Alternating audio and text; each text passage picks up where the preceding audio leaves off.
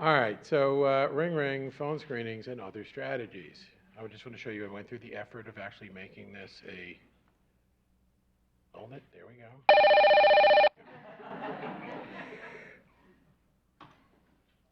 All right, so we have found out over the last couple of years, probably longer, definitely longer, that screening for projects tends to pose a problem for the research community at Sinai. Um, Both from a regulatory perspective and a pragmatic perspective. So we thought it would be useful to chat about this. There are some actual pragmatic strategies that I just actually want to talk, which is why I do want it to be interactive more than anything else, as we review sort of your imperative, which is to screen people for studies, preferably without wasting your time or their time, to drag potential subjects in only to say thanks but no thanks, or to screen for a multitude of studies at the same time, and to do this in ways that are relatively effective, efficient, read cheap, if possible, yet meet your needs. So we actually, over the years, have come up with some fairly interesting ways of doing things. And so rather than reinvent the wheel on a retail level, we thought we would have this chat and just talk about some of the things that we have found over the years. So why do we even care? And the answer is we care because we have to. Screening as part of research is covered under the Common Rule. The Common Rule, for those who don't know, 45 CFR of the Federal Register. I know that makes it a lot easier. But it basically is the rules that govern research, all research that's conducted at Mount Sinai. We have signed the Federal Wide Assurance, which basically is Dean Charney's word that we will follow 45 CFR 46 and all the other regs that are there. And we've also made agreements with the FDA that says we'll follow the rules. And if we don't follow the rules, we are potentially, I think screwed is the appropriate medical term, as an institution, because one project can literally bring down everything if OHRP is so inclined. There was a period of time, about 10 years ago, where they really got into shutting down big places. They've mellowed out a little bit, but that doesn't mean they can't make my life personally, my office's life, and the institution's life miserable for a period of time. So we'd like to enjoy that. And the reason that the Common Rule cares is that generally screening is part of a larger project with this research. And you don't just get to parse out the parts of the project that you think have like no risk or this and that, and then say, well, it's really not the research, it's the pre-research, it's the thinking about research, it's the prep for research.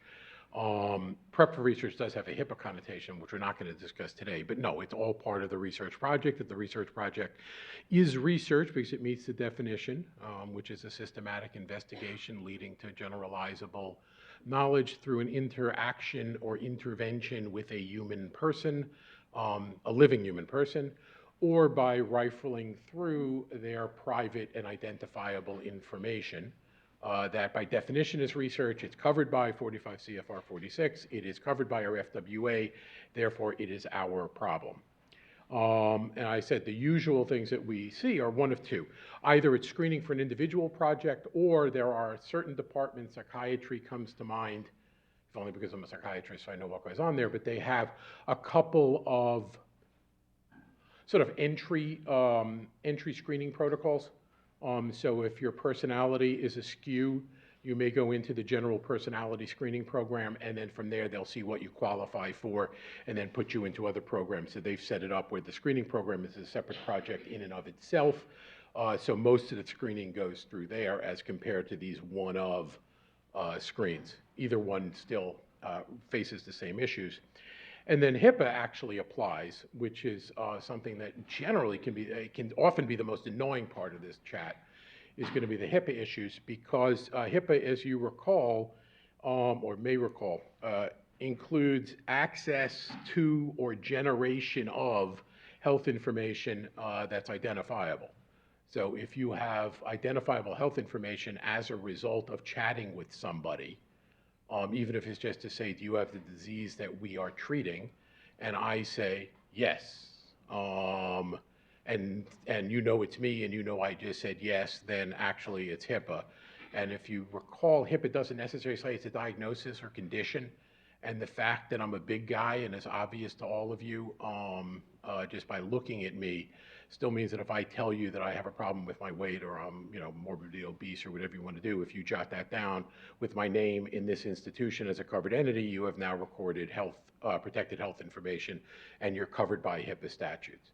So HIPAA does tend to get into this mix and tends to make things harder. But there are ways sometimes to avoid that. Who cares? We care. But we've actually cared for a while. This is not particularly new. And we actually have written guidance. I think it may be in your hands now. But that actually is on our website with that colorful arrow. So this is right on our landing page. So this is the home page. On the left, you'll see guidance and policies. If you click on guidance and policies, somewhere in there you will see about screening policy is sitting there, so you can print that out again. So all of this should be consistent with what's written there. If it's not, I'm sure I'll find out about it before the end of this talk or immediately afterwards. But I can also always hide behind the fact that anytime you ever ask somebody at the IRB anything, if they don't answer with "it depends," they're probably lying, because it always depends, because things are just never the same. And I know that can be frustrating because it usually takes 5 or 10 minutes on a phone conversation before we get to what the difference is that actually is causing the problem. So bear with us as we try to, figure out what's going on and help you. So there are a variety of strategies to get consent. To do screenings, and they can be tailored based on what you're trying to accomplish. So if you do a screening with a full consent, under consent that we've approved with all the HIPAA language in it, and you get it approved by the subject in any one of a variety of ways that we have, one of them actually we distributed to you because it's not always fully recognized that it is a possibility, which is the phone consent, a phone witness consent for minimal risk research, or even slightly above minimal risk. That's one way of doing it. You also have the old-fashioned sign a piece of paper and mail it back or scan it back or fax it back, which generally isn't going to be necessary in a screening. But some people prefer to do it for a variety of different reasons, depending on how complex the screening is or whether it's an entry into another project, or if it's a screening that also you may consider screening, but you're also asking for, a spit sample because you're going to do some biochemical analysis or something and they're going to mail it back. That we're probably going to want some real paper documentation for. But otherwise, there are different ways of getting a valid consent.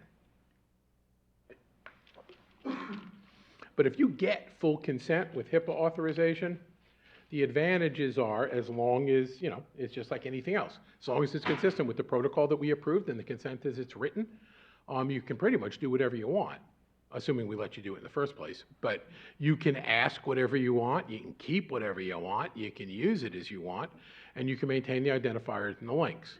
Obviously, as I said, it's got to be approved by us. We need to know basically what you're going to be asking, what you're going to be doing with it, how you're going to be protecting it, all the stuff that we would do for any part of the study and the data associated with it.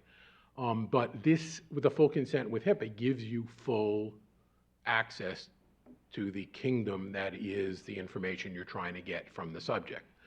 These sorts of consents are usually used in situations where you want a really extensive screening for some reason. And frequently it is to either direct you to a bunch of different studies or to bring you into a study where it's really rather complicated and has all sorts of ins and outs, and you really don't want to waste people's time coming in. It'll become more apparent as I give you sort of the opposite of when you don't need this. But as I'm saying, this is something, we do it all the time, and it's something to keep in mind. And I'm sure at some point after I'm done presenting, you will, or in the middle, you'll interrupt me, and you'll tell me, yeah, but it's completely impractical, it's a real pain. Isn't there another way of doing things? So the other thing is consent without HIPAA. Now, again, this takes into account that you still need to consent the person because you're still doing research potentially. I mean, you will undoubtedly be under the definition of research, but you are going through some process that will allow you to avoid HIPAA. So the advantage is you can ask pretty much what you want. I just put the button however in just so it's like really IRB speak. It depends, you know, to be as bureaucratic and obtuse as I could be. You can ask what you want, but if you want to avoid HIPAA, you can't know who is telling it to you, and you can't keep it with identifiers.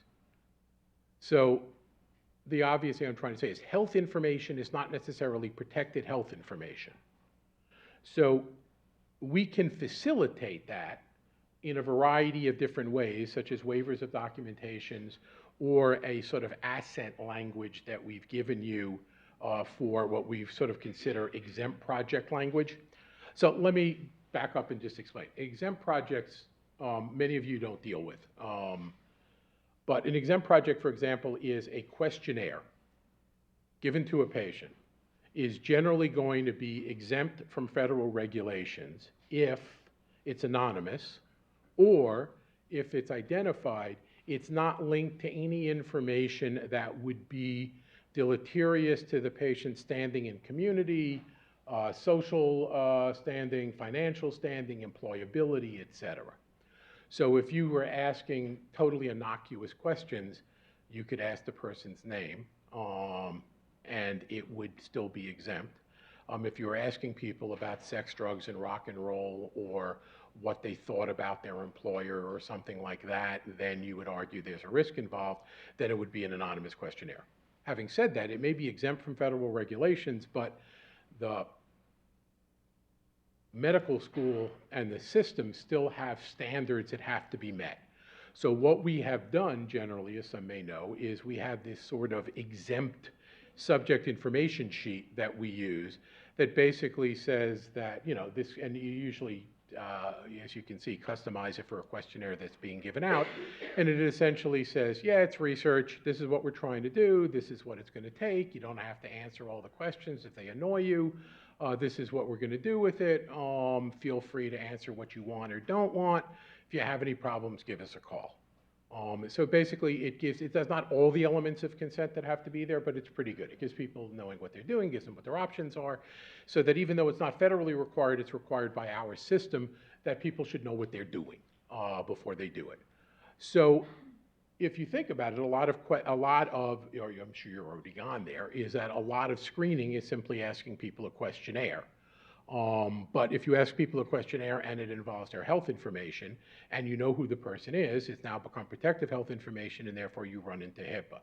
And the HIPAA standards to give people waivers are really higher than it is for waivers of informed consent, because there's nothing about relative risk that I'm aware of in the HIPAA regulations.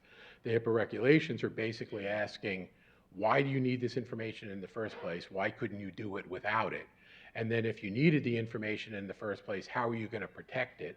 And then if you want a waiver, you've got to explain how it is impractical to do the research without it. And by impractical, they don't mean it's just a nuisance or it's a pain or it's going to cost you money. If you're doing thousands of people across the globe, that is probably a good excuse for impracticality. If you're sitting there on a phone talking to people a few a day and you have time to talk to them over the phone and get their HIPAA release, then that's not impractical. So you can see what the issue is going to be. So the real question becomes, how do you avoid getting identifiable health information but still find it useful? So one of the techniques that has been employed, and it's a little bit clunky, I have to say, and it's normally reserved for projects where what we'll get to is a final strategy can't work, where you're going to be asking sensitive information. And we have, again, some of these in psychiatry and others, and it's going to be, you know, for example, what's obviously sensitive? Drugs of abuse. They're going to ask people whether or not, you know, you're smoking pot or taking pills or whatever it is, which means not only have you admitted that you are breaking the law and misusing substances, which may or may not affect your standing in the community you're with, or your employability, depending on what you do for a living. But it is admitting to criminal behavior, which in and of itself is usually not a good thing to have your name next to. So the question is, how do you get the health information without it becoming protected, which is to say without it becoming identified? So we literally have had situations where the technique is the person calls up and says, hi, I'm calling about such and such a study. And you go, oh, great. Don't tell me your name yet, but I'm Glenn. What study are you calling about? Oh, that study. Okay. So you then sort of launch into whatever level of consent we've agreed to is required over the phone, and usually it very well may be sort of the exempt consent that we just talked about. And then you say, okay, I'm going to give the phone over to my colleague who doesn't know you from Adam. They're going to ask you a bunch of questions, and then they're going to decide whether or not on the basis of those questions it makes sense for you to come in for the formal evaluation and the like. And then that person, in sort of a get smart cone of silence, talks to the patient. And at the end, you can fill out a little scoring sheet or whatever the heck it is. And they go, yeah, it looks like a live one, or no, it's not. And then they basically tell the person who answered the phone in the first place, make an appointment. And the other person comes on the line, doesn't know what they scored, why they screened in, why they screened out. And then they call and say, okay, it looks like you might be a viable candidate for our study. Would you like to make an appointment to come in? Or is there information about the study I can answer or whatever? And then give me your demographic information. So the demographic information is completely separate from the information that is there. Now, and there are no links, there are no codes, there's no way of re-identifying them. It simply ends up with, you've got a piece of paper with a bunch of answers, you have a score, and you have a receptionist that does and calls things.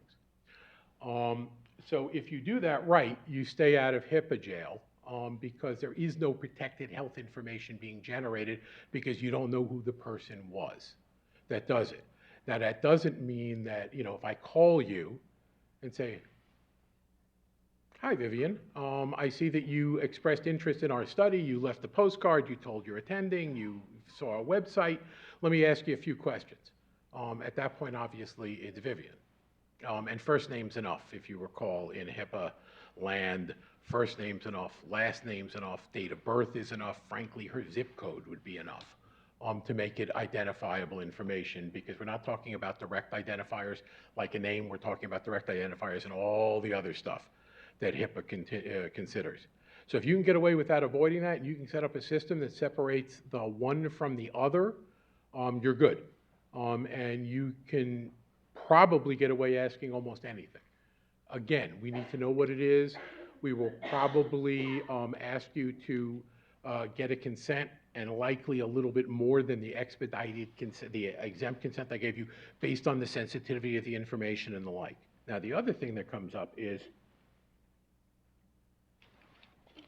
lots of researchers are very attuned to selection bias as their sponsors, and they want to make sure you're not systematically, either deliberately or just, not deliberately, but just the way the system works, you're excluding certain people. We generally will allow you to use that information in the aggregate for that purpose, as long as you let the people know during the conversation that that's what you plan on doing. So if you just tell them that if you screen out, if you don't qualify for our program, we will keep some general demographics about you, usually age and sex or gender, and why you didn't qualify. You have metal in your body, you couldn't have an MRI scan, you didn't seem to meet the diagnosis, you were on medications that weren't right, whatever. Not extraordinarily detailed, but the general level, and this is usually, we don't get a huge amount of pushback by this. Sponsors aren't all that curious, nor frankly are most reviewers when it comes to publication. They want to have a general idea what's going on. You don't make it so granular that it becomes a problem.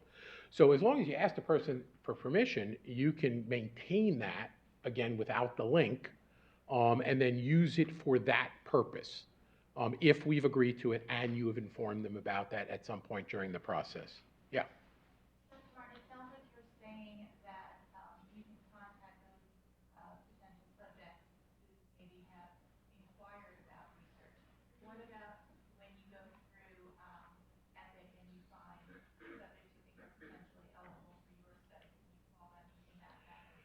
Well, you raise another issue, which is, generally speaking, you don't have the right to go through Epic to do anything, unless we give it to you.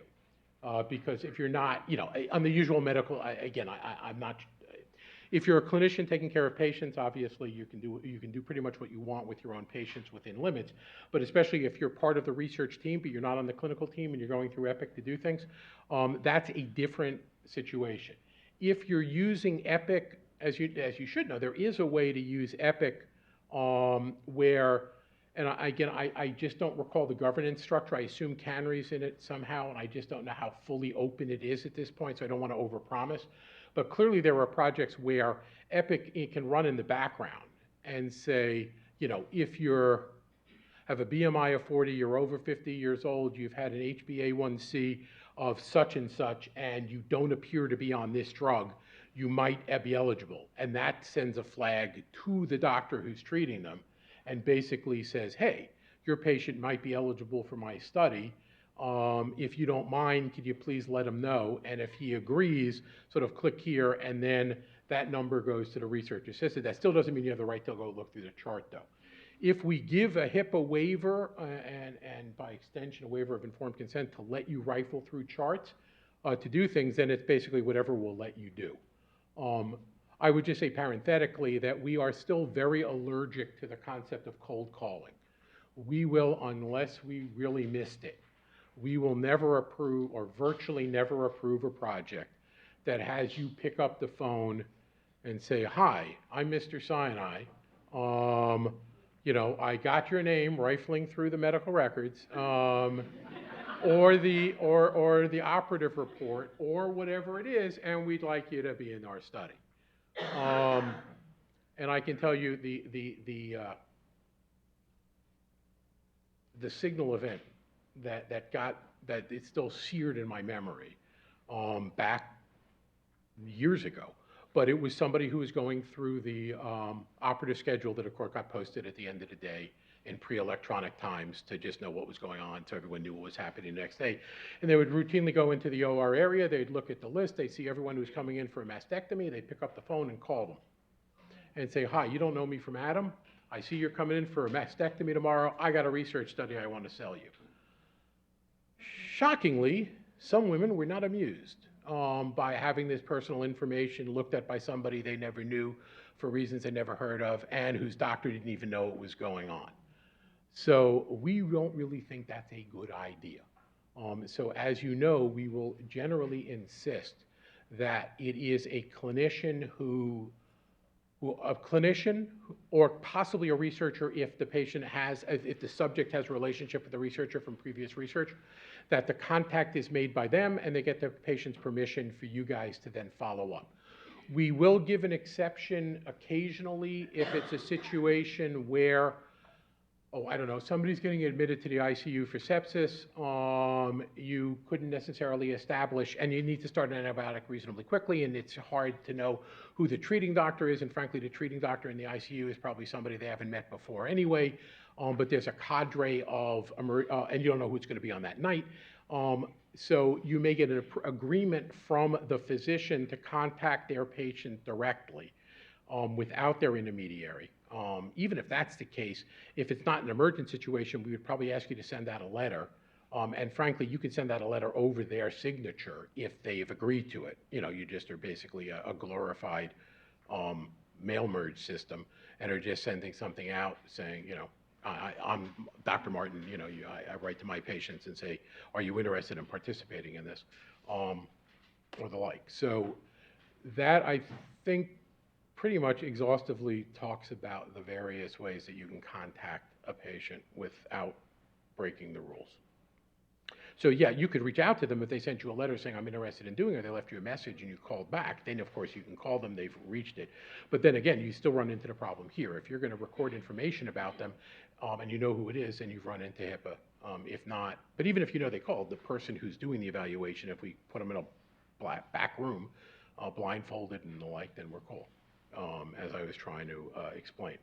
So this strategy is a little bit of a nuisance, but it is effective in allowing you to do what you want to do, and we stay within the rules. And And if anyone comes up with more imaginative ways or easier ways to do it, please share.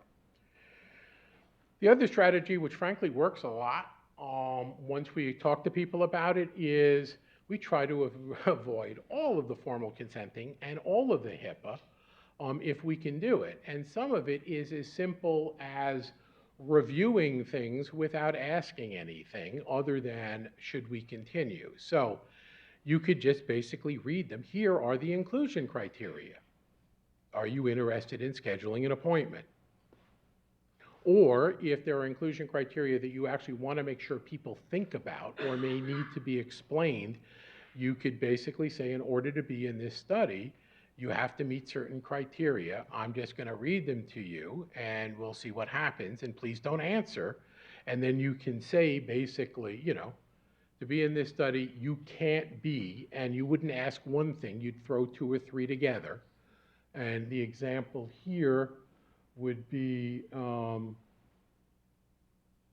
probably should have put in something even more innocuous.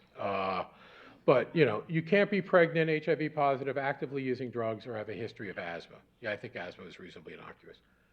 Not if you have it, but I mean in terms of your standing in the community, et cetera, et cetera. And then you just ask the patient, should we keep talking? And the patient goes, yeah. Or the patient goes, no. And you go, oh, well, I'm sorry, you know, our conversation ended so quickly. If there's any other studies you might be interested in or anything else we can do for you at Mount Sinai, please let us know, or whatever customer service tells you to say. And then away, I didn't take that class, away they go. So you can, again, get a lot of information this way. And normally this is really sufficient for many of the studies where your primary goal is not to just book a potential subject, have them schlep in, and then ask them the same questions, and then say, oops, you don't qualify, and then send them out.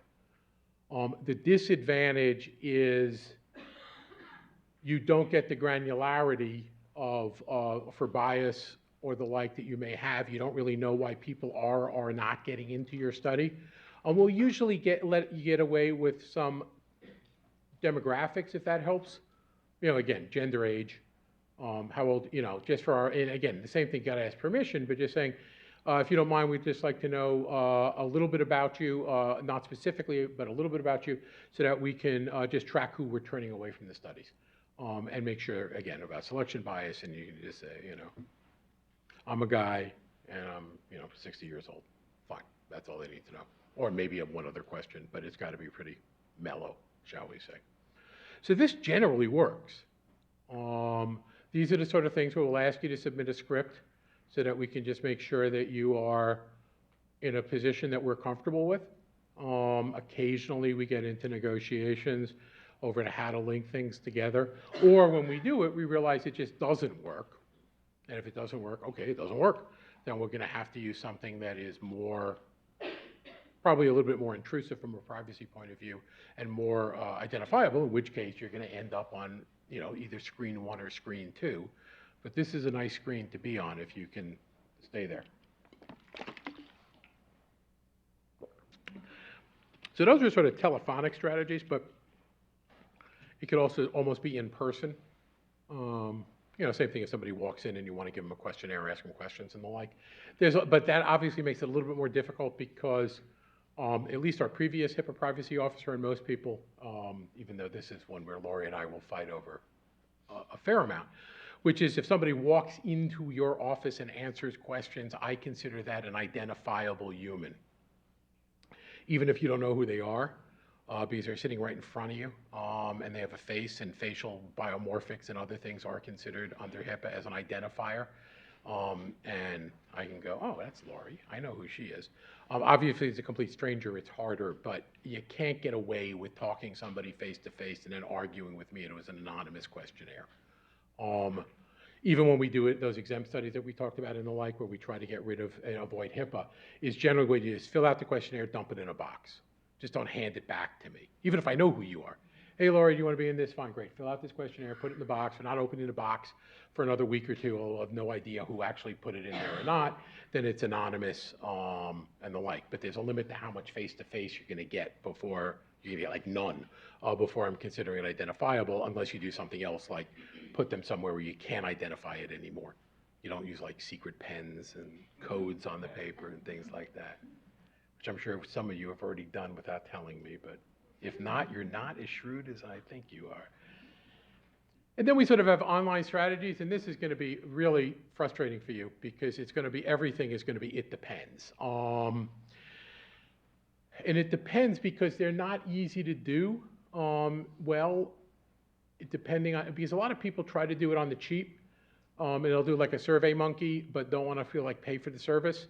And then there's a limit to what assurances you can give me about what's happening with the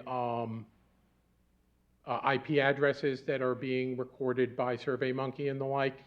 So the IP address where you're which basically is going to link you to who you are through your internet service provider and the like, that's a HIP identifier. So we need to make sure that that's something you can't access and it's being handled properly. So what I meant, it's going to depend on what service you are. Some of them we already have agreements with, some of you don't. Some of them we don't. I don't even think I have an up-to-date list right now. That's something that IT security tends to continue to negotiate with. And sometimes, frankly, their answers have more to do with concerns raised by the research integrity officer than it does by us.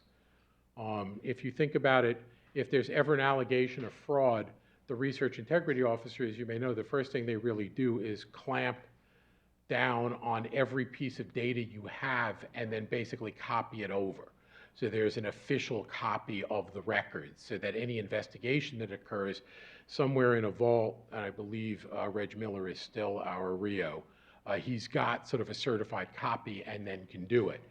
That's very hard for the institution to do if you have stored your information in a server that they don't have access to, or there is no agreement with the owner of that server, like Dropbox or something, that would give the employer access to those records over the objection of the PI.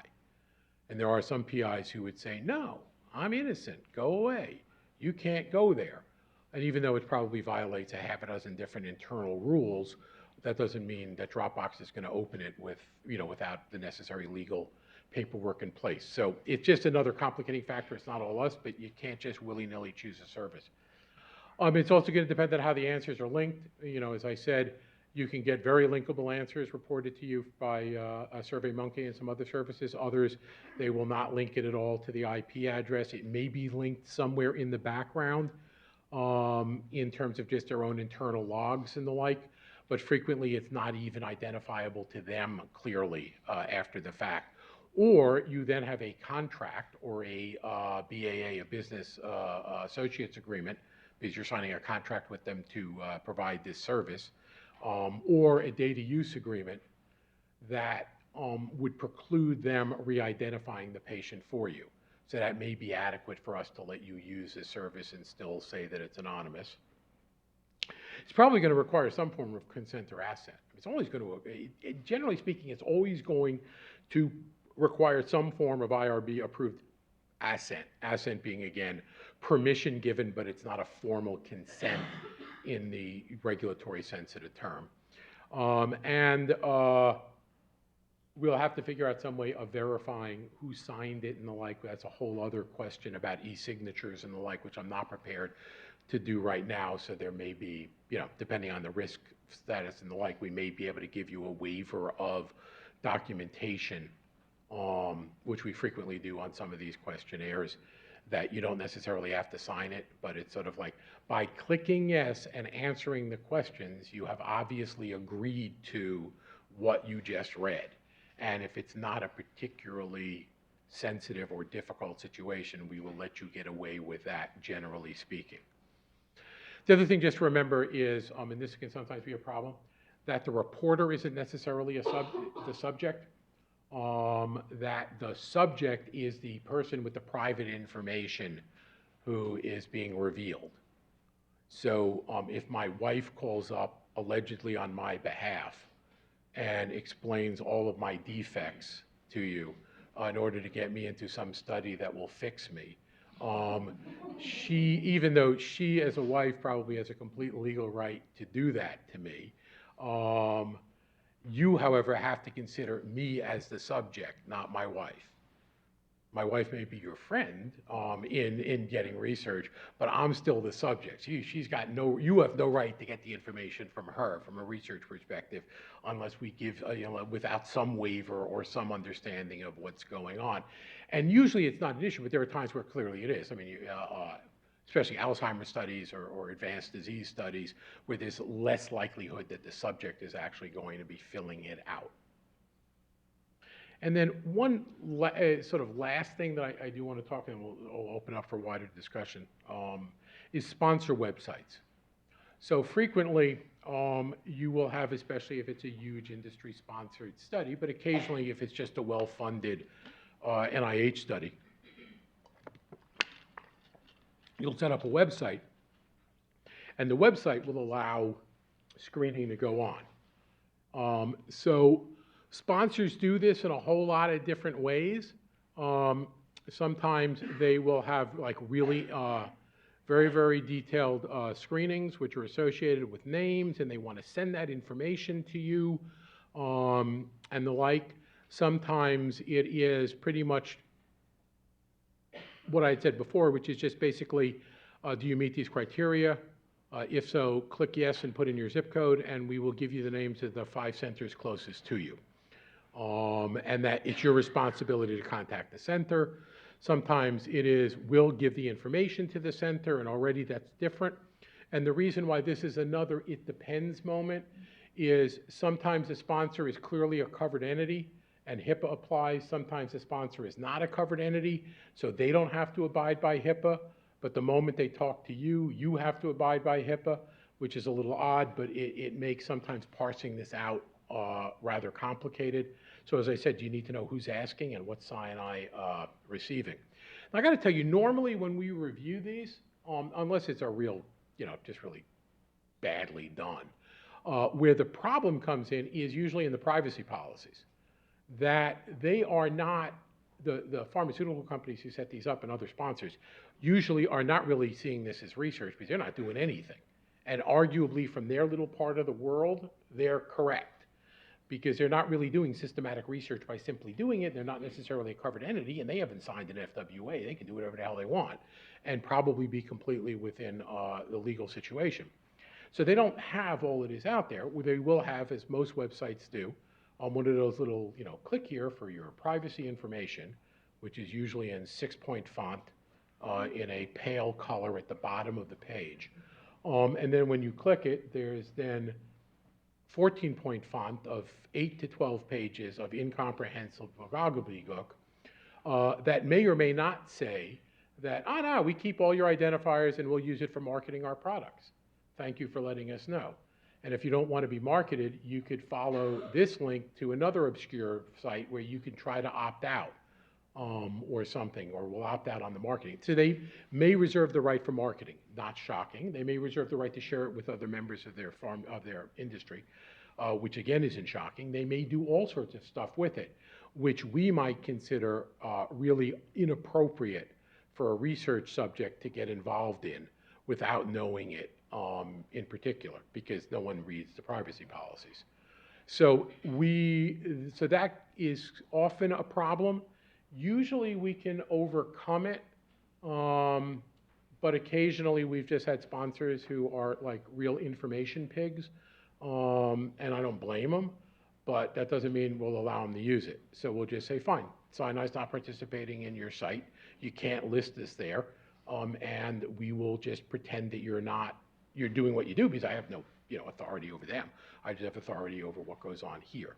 So usually we can work that out, but if you're going to be dealing with a sponsor's website and like, just know in advance that may take that it may be a little bit more difficult for us to say yes to than you are expecting. And the fact that everyone else does it, while interesting and informative, is not necessarily going to rule the day. It's going to be more thoughtful analysis on our part to see where it is that we're going. So that I know has caused some difficulties in the past. And I said usually because it's a back end thing. It's like, oh, by the way, the sponsor decided to do this if it's okay. And then we say no, where it takes a while, and they want to come in and do their opening visit, and you guys can't let them because they haven't approved it. So just keep it in the back of your mind, if this is there, just put this on the front end of something that may be a nuisance so that we have a chance to look at it. And then, in fact, that's sort of the end of the formal presentation. Hopefully, people have questions. But for more information, the usual, I mean, you know our website. If not, we're easy to find. Yeah, actually, if you Google it from anywhere, PPHS MSSM, even if it's the old thing, still works fine. Our phone number, call, stop by. It's a lovely time of the year. No, we really have this gorgeous garden outside at least some of our offices. If you ask nicely, you can go in and look. It's very pretty right now. And you can send us an email. But we'd actually like to help as much as you're not always convinced of that all of the time. It really is our obligation to do that. And actually what our mission is not to thwart research at Mount Sinai. Our mission is actually to encourage research, but keep us all out of jail and out of regulatory hell and keep the place open while we're doing it. And occasionally that gets in the way of an individual person's march to Stockholm, but we will do our best to facilitate it if you give us an opportunity to do so. So that was, I think, relatively brief, but relatively thorough. And I am open to any questions. And I see a question. Yeah, let me just, Oh, wait, oh, wait, micro. Oh, yeah, because since we're broadcasting, it's probably worth.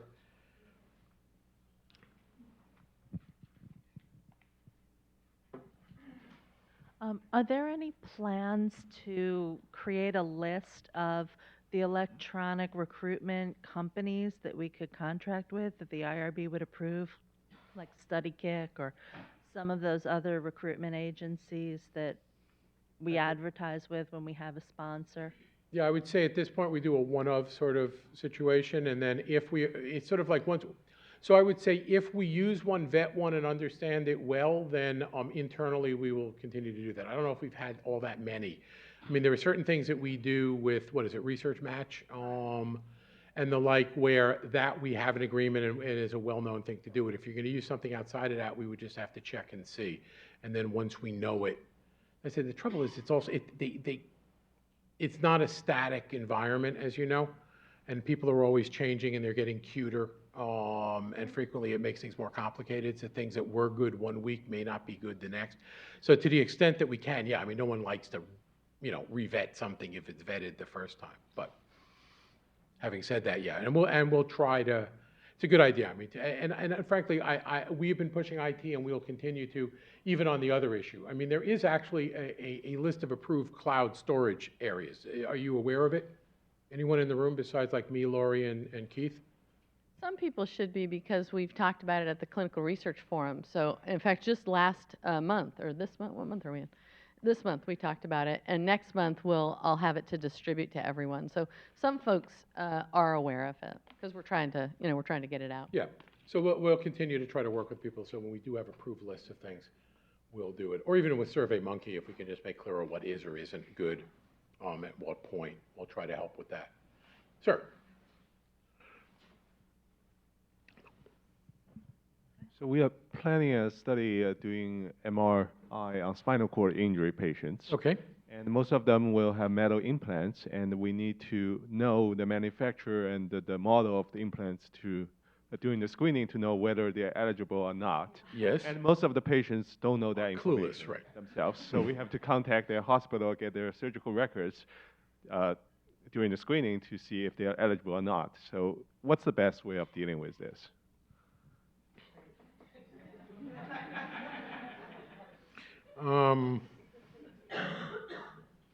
Well, Surprised if he can stop. well, no, I'm just, that's the sort of information that I would be inclined to say that probably should occur after consenting the patient for the full project, at which point you would ask them for a release of information, which frankly is what the HIPAA authorization at the back actually is a consent for release of information. Most other sites won't recognize it as that, and they'll make you fill out their silly piece of paper anyway, even though it's legally correct, they could use it. But I'd say for a situation like that where you're delving into that much detail, my guess is they should probably have consented for the project and then do that screening, just like you would do routine bloods and other things to let them in. I thought if it was just asking somebody over the phone, do you have metal in your body? Did you have a spinal cord injury, and you have metal in your body, then you know you're not, and you're going to exclude them on the basis of that, it's easy. But once you're going to actually go into their medical record and have to look, and that probably would take a fair amount of detail, you're probably going to have to consent them for the full project. Probably. Is what I was thinking. But as I said, it depends. Yes? Oh, we're part of the Office of Research Services. We're sort of a clearinghouse for a lot of calls that come in. So if a patient calls about a study that's been advertised and they're leaving their personal information, we were just curious about, I think it's more of a HIPAA question, but if we then forward that information to the correct coordinator or group doing the study, is there an issue with that? Are they leaving health information? Yeah, I would say if all they're doing is leaving their name and the study number, and all you're doing is sending it to the proper coordinator to have them contact them, I would think that's just within the general business operations of a hospital and medical school. It's not, I don't see why that would be a problem. Obviously, I would much prefer that they didn't say that I've been suffering from scoliosis since I've been 12 years old and I found this study and I'm thrilled to participate.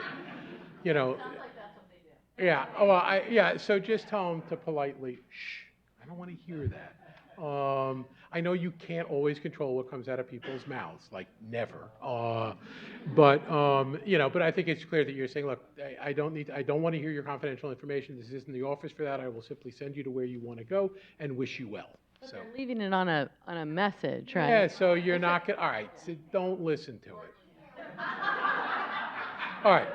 Emails, all right, what I'm saying, I'm being facetious, but it's the sort of thing, if they leave extraneous information on a voicemail that you're not recording and you're ignoring as fast as you're hearing, and you didn't ask them, then I don't think anyone's going to bust you for that. Now, I would suggest, though, especially with email and voicemail, though, you may want to leave on the greeting, if no one's here, please note that this is not a secure, this is not a place to leave health information. Please just leave us the information in the study and we'll call you back.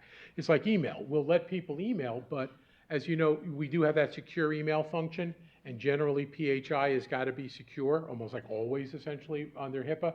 So what I've advised people is you make very clear that, like in the posters that sometimes people will put up, it says, do not share information with us other than your callback number. To the extent you have. I mean, you warn people, you try to do the best you can, and as long as you're not maintaining it and you're delinking it by simply doing it, and you're destroying it the moment you're getting it, then I don't think that would be a problem. And just to add to what you're saying, I think that under HIPAA, under treatment, payment, operations, it's probably fine as a covered entity, right? Yeah, I'm saying, right, from the HIPAA perspective, since it is but we don't consider, but you can't push that argument too much. Because we will not let you, because then you could argue to me, well, research is the natural functioning of a medical school and a hospital. Why isn't that part of our treatment, payment, and operations? And we'll say, nice try, but no, you can't go that far. Dr. Martin, could we say, if I understand correctly, they're calling your office saying, hey, I'm the scoliosis example, and then you're going to be forwarding that information to the team, right? So couldn't we use them as an example of kind of that in-between group? So you would just send Lori Jennings, you would call up Robert Merrill and say, hey, somebody called about your project, Lori Jennings, here's the number, could you call them back? And then just keep, just don't give the rest of the information out and delete it, because you're not part of the research study, right? Yeah.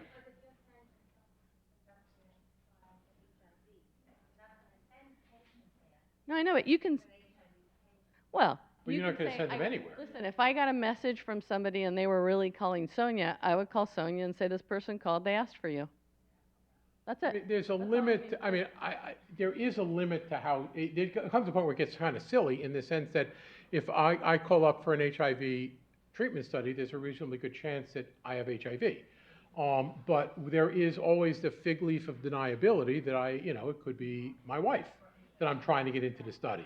So if I don't ask silly questions, then I don't know the answer, and then we're okay. So the point is, don't ask the questions that cross the line. And if somebody volunteers the information when you didn't ask for it, but you don't do anything with it and you don't pass it on, I think we're okay. And to the extent that we can make clear that we don't want that information at this step, please don't leave it or send it. You know, you've warned people and, you know, you've done the best you could, is what I'd suggest. As I'm walking over here, I just want to let folks know, Dr. Martin said that there's some, policies on our website. We've passed some of those out. We ran out of them. So if you do want us to forward them to you or you can't find them on the website, contact irb@mssm.edu and we'd be happy to get that stuff for you.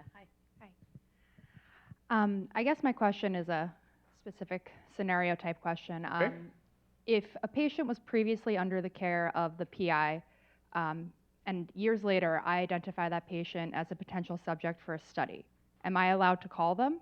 Or is there an issue there where you're in the cold call situation? Well, we tend to be reasonably liberal if you developed certainly if you developed a treatment relationship, then I think it's completely legit. We get a little bit more problematic because, again, you know, you sort of conflated treatment versus research versus PI versus physician. So it sort of depends on how far it goes. But generally, if you have a treatment relationship with the patient, then it's not a problem. If you already have the information on the patient and you know it because you're the one who got it in the first place, we'll usually be fairly liberal, especially if it's just to contact them about another related study. We'd like to look at the letter and the like, but basically it says, hi, I'm Dr. So-and-so. You were in my study 4 years ago on this and this.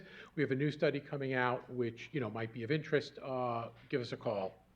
You know, I think that would probably be okay.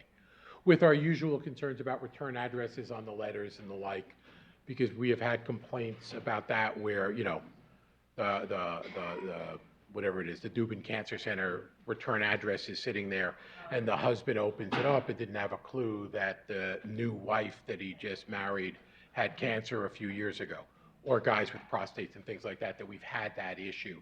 So we actually do ask usually about when you contact how identifiable it's going to be. They're asking for cold calls, though, then. But it's not cold if you know the person. If you were the PI and you knew the patient and they were in your study and you had a personal relationship with them, we will generally give you slack. If you were a peripheral person that wasn't really in the study or related to it particularly, or you inherited the study 2 years later after the PI left and you were closing out, you know, some statistical stuff and then you want to do it, then we'd probably say more likely to say no. Forgive me, it depends. But generally, that's the thinking that we'll use in doing that. We're out of time. So we're out of time, but as I said, please, you know, write, stop by, call. If you have other questions, you can come down. I'm sure Dr. Martin will talk to you for Thank you. 2 minutes.